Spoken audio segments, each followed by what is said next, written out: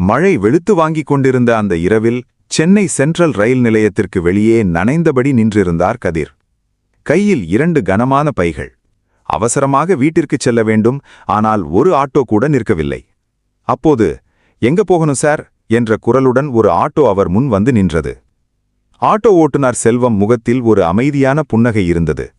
கதிர் நிம்மதியுடன், தாம்பரம் போகணும்பா, எவ்வளவாகும் என்றார். செல்வம் மீட்டரை போட்டுவிட்டு, மீட்டர் படிதான் சார், ஆனா வழியில நான் கேட்கிற விடுகதைக்கு நீங்க பதில் சொல்லணும், அதுதான் கண்டிஷன் என்றான் சிரித்துக்கொண்டே. கதிரும் சுவாரஸ்யமாக ஒப்புக்கொண்டு ஆட்டோவில் ஏறினார். ஆட்டோ கத்திப்பாராவை தாண்டி வேகமாக பறந்தது. அப்போது செல்வம் தன் முதல் விடுகதையை கேட்டான். ஒரே ஒரு கால் இருக்கும், ஆனால் நடக்க முடியாது. தலை நிறைய முடி இருக்கும், ஆனால் வார முடியாது. குடை போல விரிப்பான், ஆனால் மழையை தடுக்க மாட்டான். அவன் யார்? கதிர் சற்று யோசித்துவிட்டு, ரொம்ப சுலபம் என்று விடை சொன்னார்.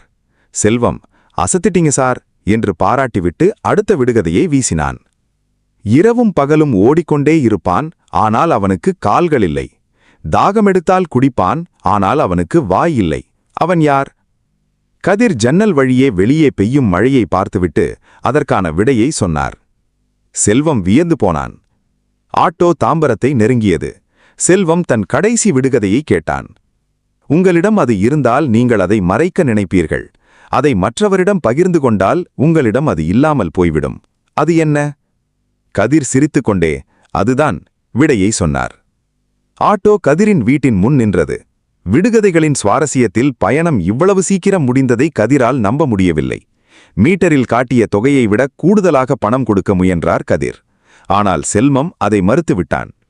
பணத்தை விட உங்க புத்திசாலித்தனமான பதில்கள் என் பயண களைப்ப போக்கிடுச்சு சார், அதுவே போதும் என்று கூறிவிட்டு தன் ஆட்டோவை ஸ்டார்ட் செய்து புன்னகையோடு கிளம்பினான் அந்த ஆட்டோக்காரன். விடுகதைகளின் பதில் என்ன என்ற கேள்விக்கு கமெண்டில் பதில் சொல்லுங்கள். உங்களுக்கு பதில் தெரியவில்லை என்றால் உங்கள் நண்பர்களுக்கு ஷேர் பண்ணி அவர்களிடம் கேளுங்கள்.